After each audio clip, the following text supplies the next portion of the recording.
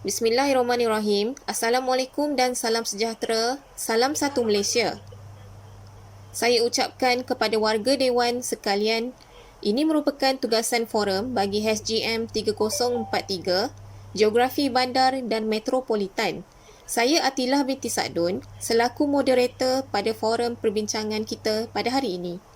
Tidak dilupakan juga kepada ahli panel yang hadir pada hari yang mulia ini. Seperti peribahasa, tidak kenal maka tidak cinta. Maka dengan itu, tanpa membuang masa, mari kita memperkenalkan ahli-ahli panel kita yang hadir pada hari ini. Ahli panel kita yang pertama pada hari ini adalah Saudari Anis Amani. Apa khabar saudari? Baik. Assalamualaikum juga kepada saudari Atilah. Okay, waalaikumsalam. Seterusnya panel kita yang kedua iaitu Saudari Amirah Fatihah. Apa khabar saudari? Khabar baik. Terima kasih kerana menjemput saya. Okey, sama-sama. Seterusnya adalah panel kita yang ketiga iaitu Saudara Muhammad Amirul Fakri. Apa khabar saudara?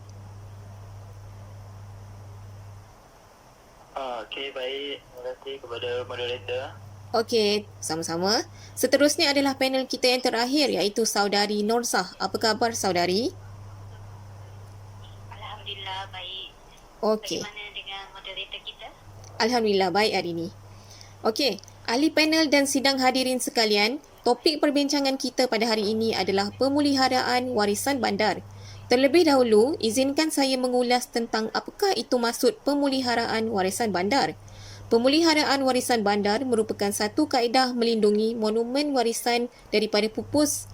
Seterusnya, menyelamatkan nilai budaya, estetika dan fungsi yang ada padanya. Ini menurut Mansfield 2008. Seterusnya, bandar yang dikategorikan sebagai bandar warisan di Malaysia ialah Bandar Georgetown, Bandar Melaka, Kuala Lumpur, Kota Baru, Kuching dan Taiping. Ia diklasifikasikan mengikut tahun ia dibuka dan mengikut bancian bangunan lama yang terdapat di bandar seperti yang tercatat di dalam Akta Benda Purba 1976. Pihak Muzium dan Antikuiti Negara bertanggungjawab dalam aktiviti konservasi monumen lama dan bersejarah yang berumur 100 tahun.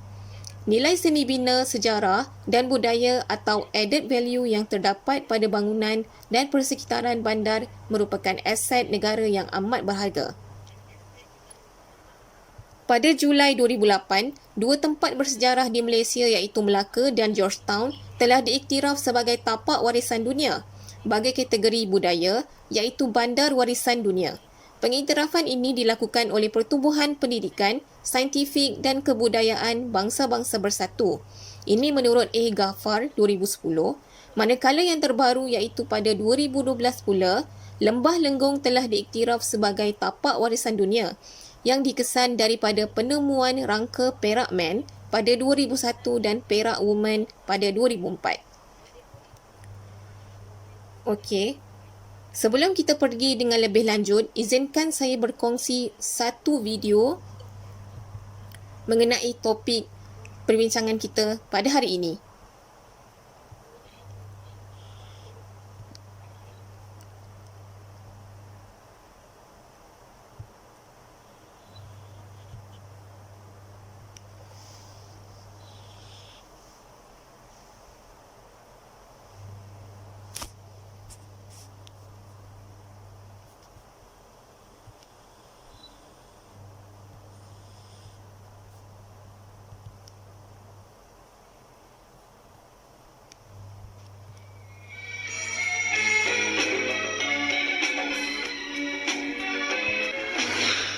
Negeri Melaka, negeri berbudaya, negeri bersejarah, warisan dunia. Melawat Melaka bererti melawat Malaysia. Dari Bukit Siguntang, membina kesultanan, makmurkan tanah warisan berbudaya. Era penjajahan, tinggalan sejarah menjadi warisan dunia. Penantian selama kira-kira 8 tahun akhirnya berakhir juga. Melaka Bandaraya di pesisir Selat Melaka diiktiraf sebagai tapak warisan dunia WHS oleh Pertubuhan Bangsa-Bangsa Bersatu bagi Pendidikan, Saintifik dan Kebudayaan UNESCO.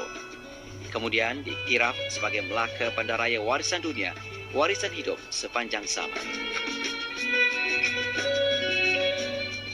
Keputusan yang dibuat oleh Jawatankuasa Warisan Dunia WHC UNESCO pada persidangan tahunan ke-32 di Bandaraya Quebec, Kanada pada 7 Julai 2008 telah menambahkan lagi pengiktirafan dunia terhadap Malaysia amnya dan negeri Melaka khasnya. Dengan penyenaraian ini, Bandaraya Melaka akan menjadi simbol kegemilangan sejarah Malaysia dan melambangkan pengiktirafan antarabangsa dan bukti hubungan perdagangan serta budaya antara Timur dan Barat sejak lebih 500 tahun yang lampau. Selain daripada orang-orang Melayu yang merupakan peribumi asal di Melaka, kaum-kaum lain seperti Cina, peranakan Baba dan Nyonya, Chetty, India, Portugis dan lain-lain bangsa turut mendiami Melaka. Penempatan pelbagai bangsa dan kaum ini telah mengubah corak pergaulan sosio-budaya di Melaka. Selain itu, bangunan-bangunan yang dibangunkan juga pelbagai bentuk dengan kesenian yang tersendiri serta unik.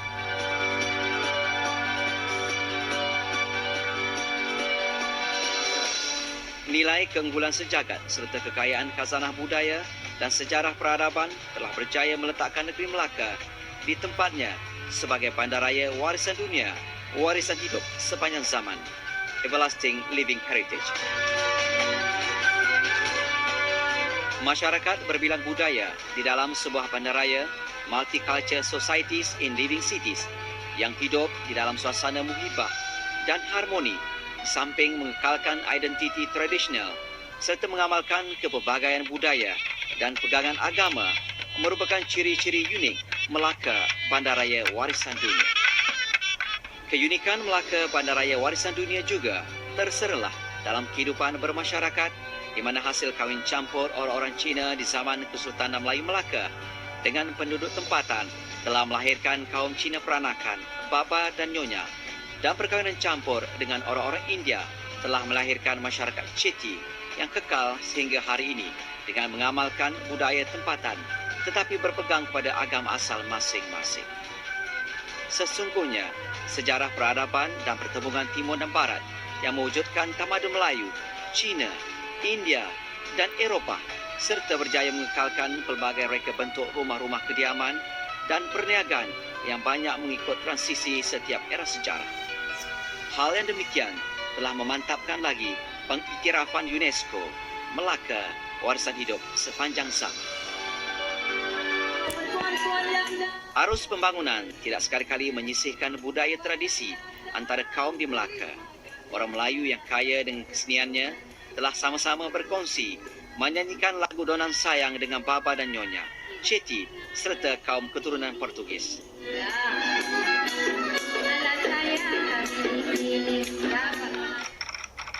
Di Melaka, tarian singa dan tarian naga bukanlah suatu yang asing.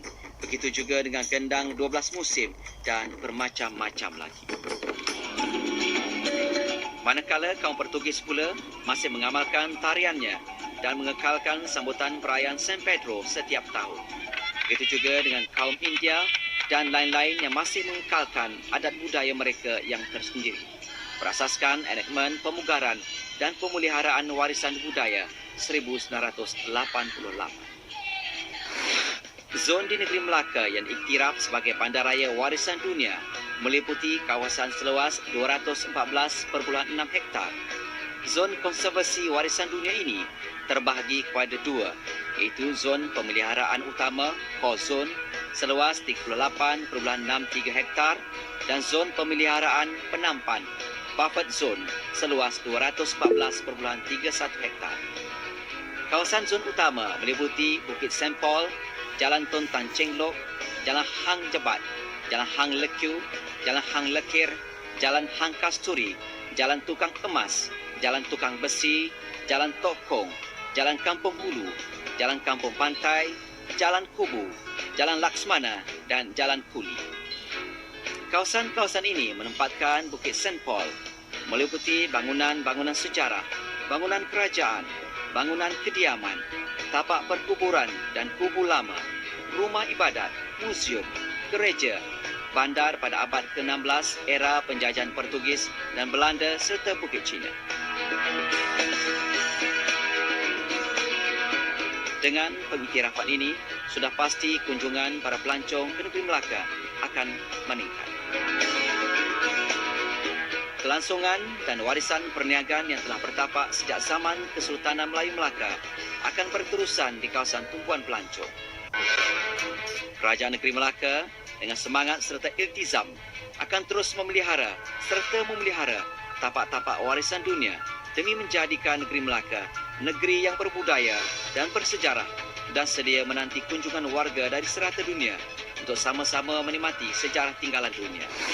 Melaka Bandaraya Warisan Dunia, warisan hidup sepanjang zaman.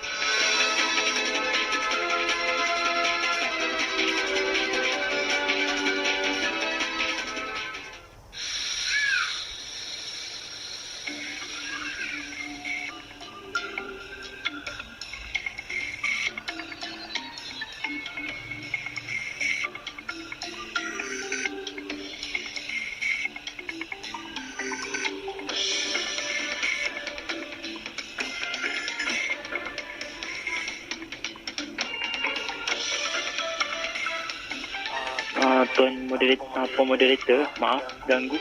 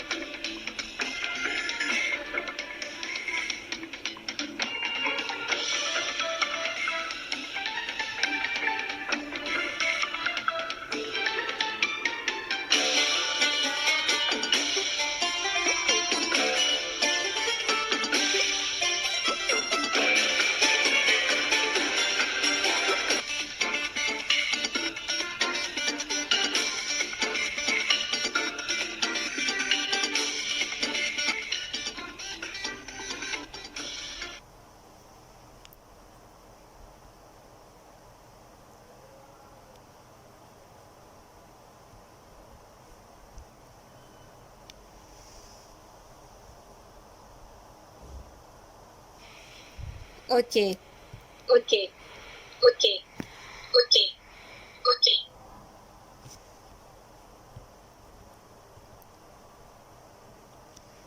Seterusnya, kita akan mengupas topik perbincangan kita iaitu pemeliharaan warisan bandar dengan lebih mendalam. Baiklah, panel-panel semua. Sekarang kita akan menjemput saudari Anis Amani untuk beliau membincangkan apakah isu-isu pemeliharaan warisan bandar yang sedang negara kita alami. Dipersilakan. Baiklah, terima kasih saudari. Assalamualaikum dan salam sejahtera kepada pihak moderator Saudari Atila binti Saadun, ahli-ahli panel yang dihormati serta para hadirin sekalian. Saya ingin mengambil kesempatan ini untuk mengucapkan terima kasih kerana memberi peluang kepada saya untuk menyertai forum bagi membincangkan mengenai pemeliharaan warisan bandar. Tanpa buang masa lagi, saya akan cuba mengulas mengenai isu pemeliharaan warisan bandar. Saudara-saudari sekalian, seperti yang kita sedia maklum, warisan bandar adalah aset yang sangat berharga. Ia menceritakan sejarah yang berlaku di sesuatu kawasan. Seperti yang dinyatakan oleh Graham Shanland di persidangan UNESCO pada tahun 1975, iaitu negara yang tidak mempunyai sejarah silam adalah negara yang kosong dan tidak ada kemajuan. Manakala bandar yang tidak mempunyai bangunan lama adalah seperti seseorang yang tidak mempunyai kenangan. Warisan bandar bukan sahaja menjadi simbol identiti sesebuah kawasan, namun ia juga memapalkan keunikan dan budaya tersendiri sesebuah kawasan itu.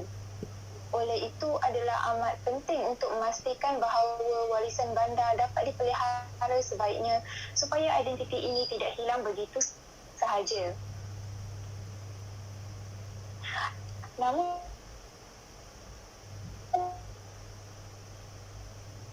begitu, proses pembangunan dan pembandang mengenai pemeliharaan warisan bandar ini, isu utama yang patut ditekankan adalah isu pengabaian warisan bandar. Isu pengabaian ini perlu dilihat daripada pelbagai aspek. Antaranya pengabaian oleh pemilik aset warisan, pengabaian pihak pentadbir dan juga pengabaian oleh masyarakat. Jadi yang pertama saya akan fokuskan mengenai pengabaian dalam kalangan pemilik aset warisan itu sendiri. Banyak bangunan warisan milik persendirian tidak dipelihara dengan baik dan kebanyakan bangunan-bangunan itu diabaikan sehingga menjadi usang. Lebih teruk lagi apabila terdapat bangunan warisan yang diancam kemusnahan kerana pemilik asal mengabai dan merobohkan bangunan tersebut atas faktor desakan pembangunan.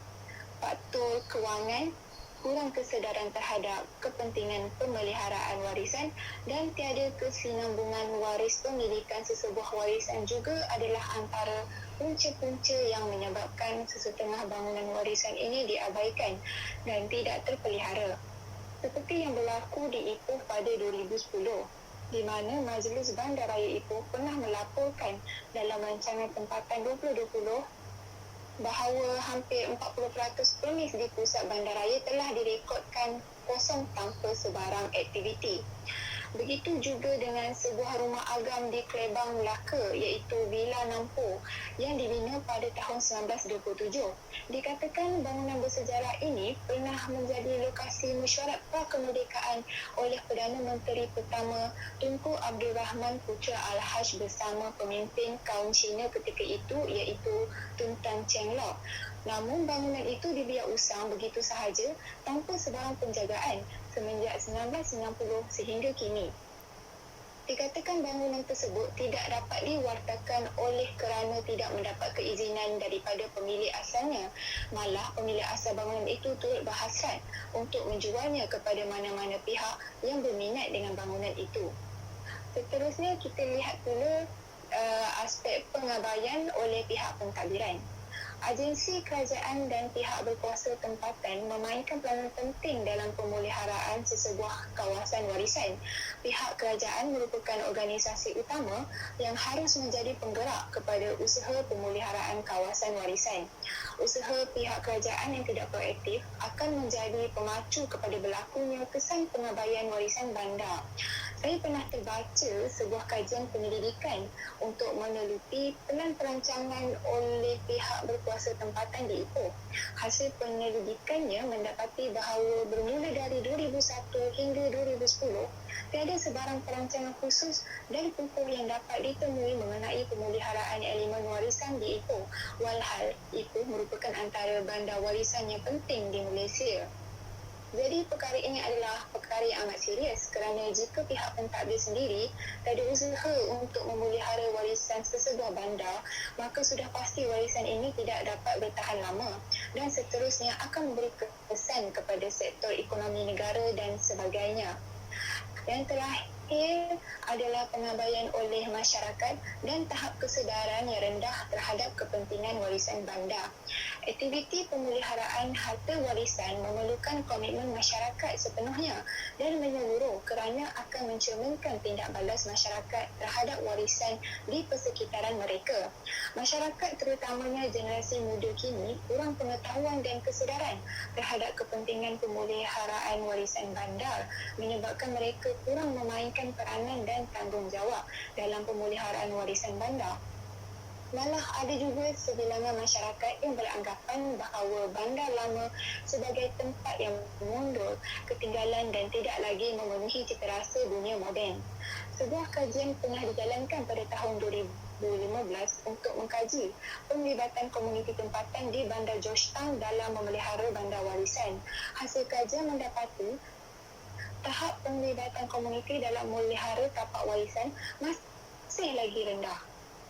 Walaupun masih ada individu yang aktif menyertai aktiviti atau program pemeliharaan warisan bandar menerusi persatuan tertentu dan sebagainya, namun masih ramai individu yang tidak menyedari kepentingan mereka jika melibatkan diri dalam usaha pemeliharaan warisan bandar. Kebanyakannya berasa tidak berminat untuk terlibat dengan apa-apa aktiviti. Malah mereka juga berasa tiada keuntungan jika melibatkan diri dengan aktiviti tersebut. Ada pula sesetengah masyarakat yang berminat dengan aktiviti pemeliharaan namun tidak pernah melibatkan diri kerana kekangan masa, faktor pekerjaan dan sebagainya. Seharusnya pemahaman ke atas masyarakat, terutamanya masyarakat yang tinggal di kawasan tapak warisan, perlu diutamakan sebelum usaha pemeliharaan digerakkan. Persepsi negatif mereka juga perlu dihapis dalam kalangan masyarakat dan pada masa yang sama semangat sosial masyarakat setempat dan semangat nasionalisme terhadap harta warisan dan warisan bandar perlu dipupuk. Oleh itu, pemeliharaan warisan bandar seharusnya bergerak seiring dengan pembangunan. Dengan kata lain, pemeliharaan warisan bandar perlu menjadi sebahagian daripada perancangan bandar kerana ia mampu memberi impak terhadap ekonomi, sosial budaya setempat dan sektor pelancongan negara. Oleh itu, isu pengabaian dan kemusnahan harta warisan bandar perlu dilihat secara mendalam supaya martabat bandar dan negara dapat dikekalkan. Setakat ini sahaja dahulu yang ingin saya ulas mengenai isu pemeliharaan bandar. Saya serahkan kembali kepada pihak moderator. Terima kasih. Okey, terima kasih diucapkan kepada Saudari Anis Amani di atas pendapat beliau berkenaan dengan isu pemeliharaan warisan bandar. Menarik sekali penjelasan oleh panel pertama kita sebentar tadi. Maka dengan itu, mari kita mendengar pandangan Saudari Amirah Fatihah berkenaan dengan langkah-langkah mengatasi isu pemeliharaan warisan bandar yang sedang negara kita alami. Dipersilakan.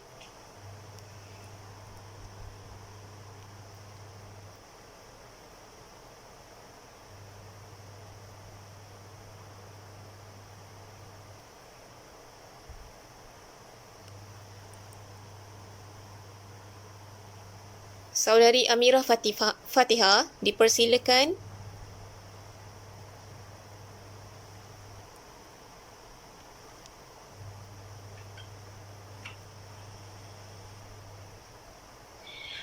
Terima kasih saya ucapkan kepada saudari moderator. Assalamualaikum. Terima kasih saya ucapkan kepada saudari moderator. Assalamualaikum warahmatullahi wabarakatuh. Saya ucapkan kepada saudari Atila dan para panel yang lain. Baik, saya akan sambung forum ini dengan langkah mengatasi masalah warisan perbandaran dalam konteks proses pemeliharaan bangunan warisan. Okey, pemeliharaan merupakan satu proses menjaga dan mengawasi sesebuah bangunan bersejarah daripada dimusnahkan atau dibaik pulih tanpa perancangan dan pengurusan yang sistematik. Pemeliharaan melibatkan kerja-kerja yang cuba mengekalkan keadaan asal sesebuah bangunan dan tapak tanah bersejarah seperti mana yang asal dan dapat mengekalkan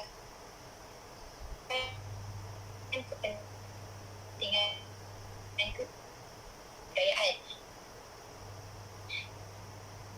Proses menjaga termasuklah pemeliharaan, pembaikan, pembinaan semula dan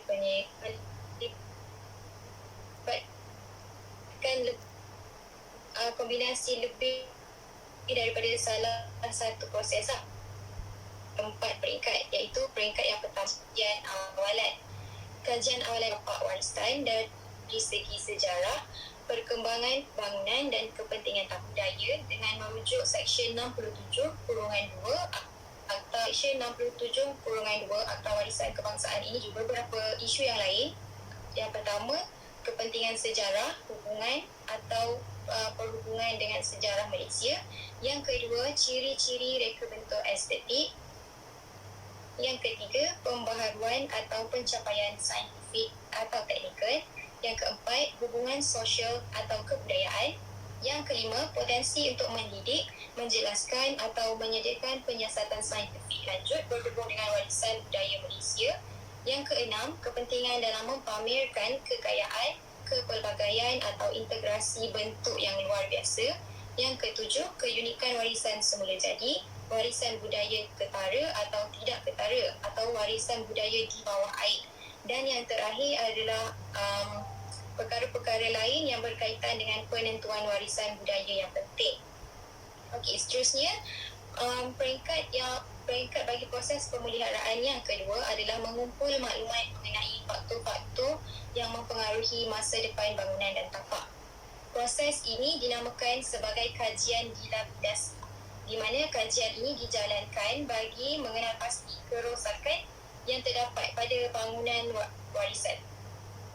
Dan proses peringkat yang ketiga adalah penyediaan pelantidakan yang merangkumi skop kerja dan site spesifikasi bahan. Setelah dikenal pasti tahap kerosakan atau cadangan kerja pemeliharaan, peringkat seterusnya ialah penyediaan pelantidakan yang mengandungi skop kerja serta spesifikasi terperinci kaedah pemeliharaan bangunan warisan. Spesifikasi terperinci bermaksud pendekatan dan prinsip kerja yang mesti dipatuhi dan diambil kira dalam pemeliharaan bangunan. Dan peringkat yang terakhir, iaitu peringkat yang keempat, adalah mengurus bangunan dan tapak mengikut pelantidakan yang berkaitan dengan pelaksanaan dan pemantauan program pemeliharaan. Okey, setelah skop kerja siap dan dipersetujui di peringkat yang ketiga, peringkat seterusnya adalah peringkat yang keempat inilah, di mana pelaksanaan program pemeliharaan.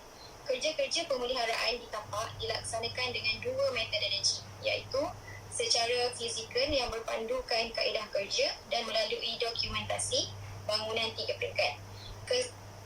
Semua kerja fizikal sebagaimana dikehendaki dalam skop kerja mestilah diperincikan dan melalui tata cara pemeliharaan dan mesti mendapat kelulusan daripada pegawai penguasa JWN, iaitu Jabatan Warisan Negara. Setakat itu saja daripada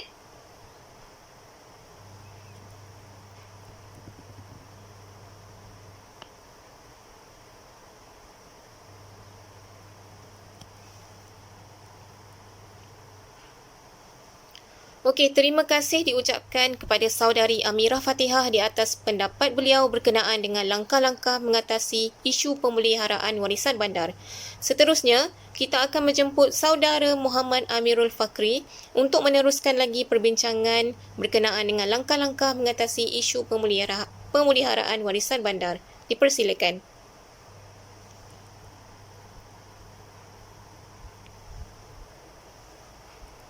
Okay, baik. Assalamualaikum dan salam sejahtera. Terima kasih kepada moderator pada hari ini. Terima kasih juga kepada ahli panel yang telah memberikan pandangan yang cukup hebat. Baik, seterusnya saya akan meneruskan perbincangan hari ini berkaitan dengan langkah-langkah yang boleh kita ambil untuk menjaga warisan bandar yang sedia ada di negara kita. Baik. Secara umum kita mengetahui bahawa warisan bandar ini adalah berkaitan rapat dengan pendidikan sejarah, iaitu berkaitan dengan sejarah yang terdapat di Malaysia. Kita juga mengetahui bahawa Malaysia sesungguhnya memiliki banyak warisan sejarah ataupun peninggalan sejarah yang cukup bermakna dan juga berharga. Jadi untuk mengekalkan kedaulatan warisan-warisan ini dari segi struktur pembinaan ataupun juga daripada tapak adalah sesuatu yang penting untuk kita kekalkan untuk ditunjukkan kepada generasi yang akan datang. Namun begitu, di manakah platform yang sebaiknya untuk kita mewujudkan satu jati diri yang baharu kepada rakyat Malaysia untuk memastikan warisan-warisan yang terdapat di negara kita iaitu Malaysia ini boleh dikekalkan sehingga ke akhirnya. Jadi di sini saya ingin menyatakan bahawa pendidikan adalah platform yang terbaik untuk kita mewujudkan jati diri ataupun semangat cinta akan sejarah dalam tanah air kita kepada individu yang berada di Malaysia ataupun rakyat Malaysia sendiri. Oleh itu, langkah ini perlu diusahakan oleh pihak kerajaan. Seperti kita lihat pada hari ini, pada tahun ini juga dan tahun sebelumnya, pihak kerajaan Malaysia telah pun menguatkuasakan mata pelajaran sejarah di peringkat pendidikan, iaitu di peringkat sekolah, wajib lulus bagi kategori SPM, iaitu Sijil Pelajaran Malaysia. Baik, langkah ini adalah satu langkah yang sangat baik di mana pihak kerajaan sudah mula untuk membimbing rakyat Malaysia agar mencintai mata pelajaran sejarah, kerana ianya perlu dianggap serius, perlu dianggap penting bagi memastikan kita sebagai rakyat Malaysia ataupun pelajar-pelajar remaja yang sedang meningkat naik tidak lupa akan sejarah tanah air kita. Dan kerajaan juga ataupun dikuatiri bahawa jika jati diri individu di masa akan datang sudah mula luntur akan kepentingan sejarah, maka kawasan-kawasan ataupun pembangunan warisan negara ini akan semakin dihabisi untuk tujuan pembangunan. Jadi oleh itu pihak kerajaan telah mengambil satu inisiatif dengan mewujudkan kepentingan terhadap pendidikan sejarah, di mana tujuannya adalah untuk mewujudkan jati diri yang tinggi dalam bidang ataupun dalam sektor sejarah ini kepada rakyat Malaysia. Okey, itu adalah langkah yang pertama. Kita melihat bahawa pihak kerajaan sudah mengambil langkah dengan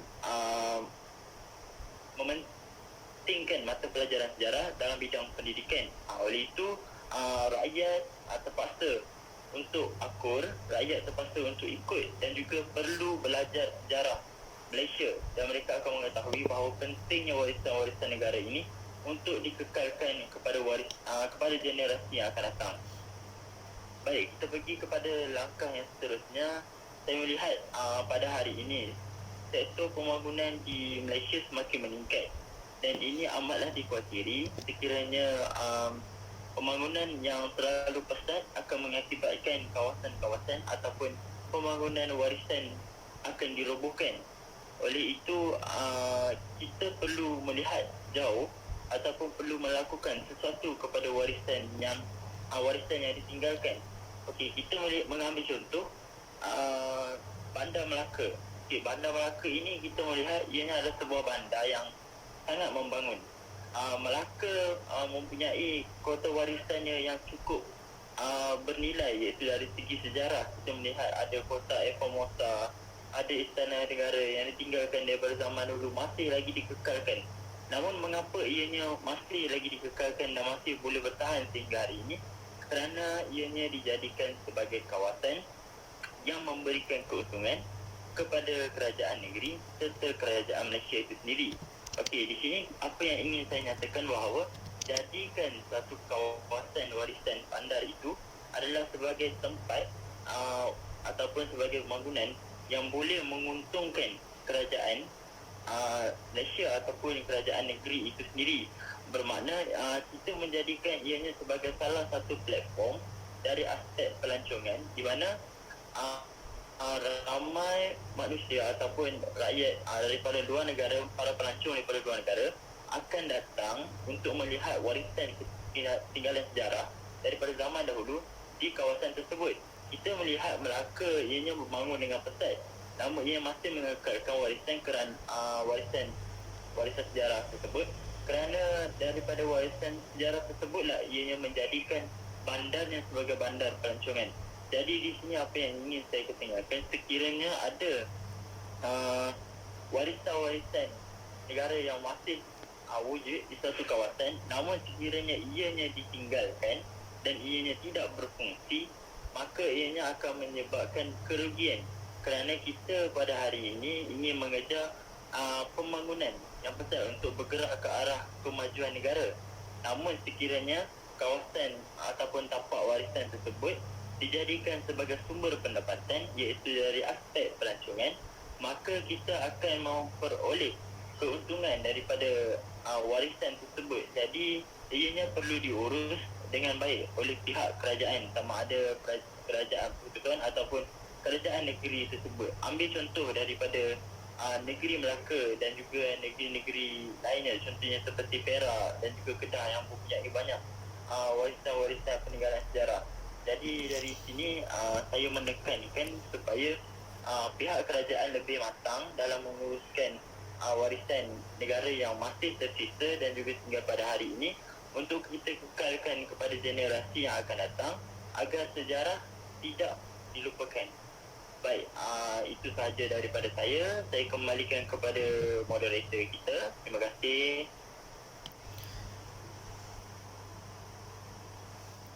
Okey, baik. Terima kasih diucapkan kepada saudara Muhammad Amirul Fakri di atas pendapat beliau berkenaan dengan langkah-langkah mengatasi isu pemeliharaan warisan bandar. Padat sekali penjelasan ahli panel ketiga kita sebentar tadi. Seterusnya, untuk melengkapkan lagi perbincangan kita berkenaan dengan topik pemeliharaan warisan bandar, maka dengan itu saya menjemput saudari Norzah untuk beliau berkongsi berkenaan dengan kepentingan pemeliharaan warisan bandar. Dipersilakan.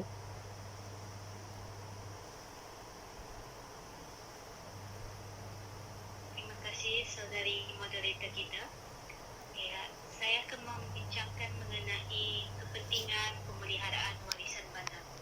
Ya, sebagaimana yang kita semua maklum, negara Malaysia ni amat kaya dengan peninggalan bangunan warisan yang tidak ternilai harganya.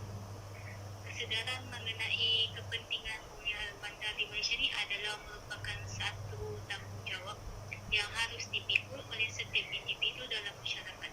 Ini adalah kerana bangunan warisan ini memiliki elemen estetik dan reka bentuk seni bina yang menarik. Justru itu, usaha pemeliharaan adalah amat perlu dilakukan agar generasi yang akan datang berpeluang untuk melihat dan menikmatinya. Dalam usaha untuk memelihara warisan bandar ni, segala usaha pemeliharaan warisan bandar perlu dilaksanakan dengan mengambil kira beberapa faktor seperti nilai sejarah, warisan, seni bina, usia bangunan, fungsi, bahan binaan dan penyelenggaraan serta sokongan daripada berbagai pihak yang berkaitan.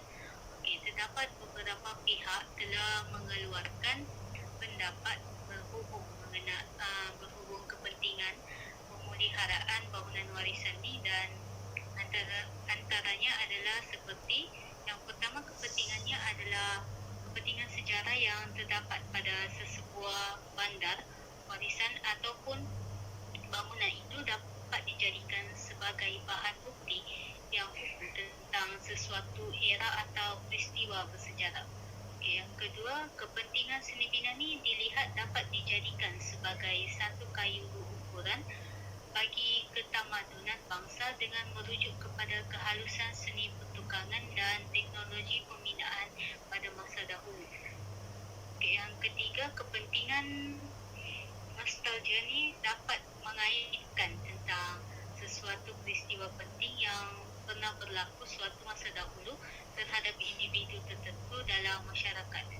Yang keempat, kepentingannya adalah dari segi pelancongan. Kepentingan pelancongan ni yang mana ia dapat menarik minat ramai pelancong tempatan dan luar negara untuk mengunjungi dan menghayati keunikan seni bina dan rupa bandar serta warisan budaya yang terdapat pada sesebuah kawasan.